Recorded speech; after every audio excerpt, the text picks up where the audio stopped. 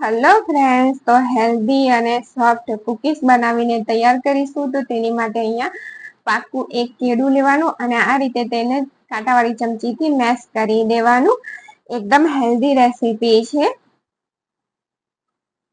તેને મેશ કર્યા પછી તેની અંદર આપણે અહીંયા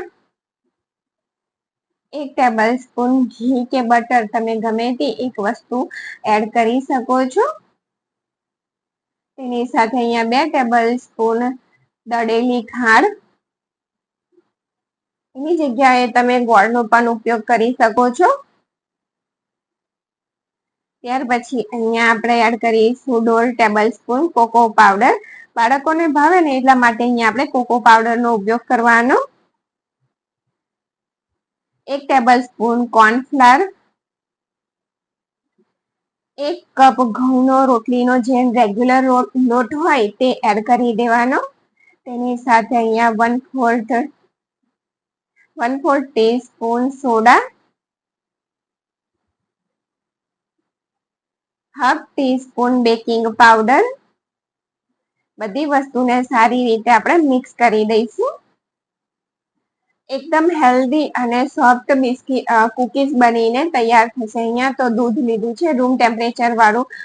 2 થી 3 ટેબલ સ્પૂન જેટલું દૂધની જરૂર પડશે. આ રીતનો લોટ, ભાખરીનો લોટ બાંધીએ તે રીતનો થોડો કઠણ લોટ બાંધી અને તૈયાર કરવાનો અને તેને ઢાંકી 15 મિનિટ માટે રેસ્ટ આપી દેવાનો, જેથી આપણી કુકીઝ એકદમ સરસ રીતે તૈયાર થાય. જે પ્લેટમાં તમારે તેને બેક કરવાની છે તેને આ રીતે ડબલ બટર પેપરની સાથે ડબલ બટર પેપર આ રીતે તેની અંદર રાખી દેવાનું.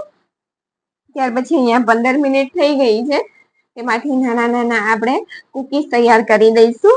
નાના નાના લુવા લઈ અને કુકીઝ તૈયાર કરી દઈશું. અને જો રેસીપી ગમે તમને, સોફ્ટ કુકીઝ એટલે કે પોચી કુકીઝ, પોચા બિસ્કીટની રેસીપી ગમે ને તો ચેનલને લાઈક, શેર અને સબસ્ક્રાઈબ જરૂરથી કરજો.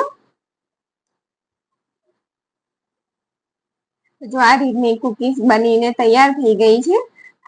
1 કપ ઘઉંના લોટમાંથી 6 કુકીઝ બનીને તૈયાર થઈ છે. તો તેને બેક કરવા માટે આપણે રાખી દઈએ. તો પહેલેથી જ અહીંયા આપણે આ રીતે કઢાઈને ગરમ કરવા માટે રાખી દીધી છે. કઢાઈ ગરમ થાય ને ત્યાર પછી આપણે તેની અંદર આ બિસ્કીટ વાળી કુકીઝ વાળી પ્લેટ છે તેને રાખી દઈએ અને 15 મિનિટ મીડિયમ ગેસની ફ્લેમ ઉપર તેને બેક થવા દઈશું. અહીંયા ઓવન વગર પણ તમે આને બનાવીને તૈયાર કરી શકશો. અને તે કૂક થઈ છે તે કેવી રીતે ખબર પડશે? તો અહીંયા જો ઉપરથી એક કુકીઝ લઈશું, ઉપરથી તમે જોઈ શકો છો કે તે તિરાડ થઈ ગઈ છે. તો તમે ટૂથપીકથી તેને ચેક કરી શકો છો, જે રીતે આપણે કેક ચેક કરતા હોય તે જ રીતે.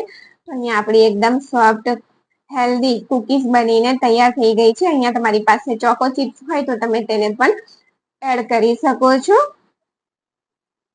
તો ફરી પણ તમને તોડીને બતાવું છું. તો વિડીયો જોવા બદલ તમારો ખૂબ ખૂબ આભાર. અને ગમે તો ચેનલને લાઈક, શેર, સબસ્ક્રાઈબ જરૂરથી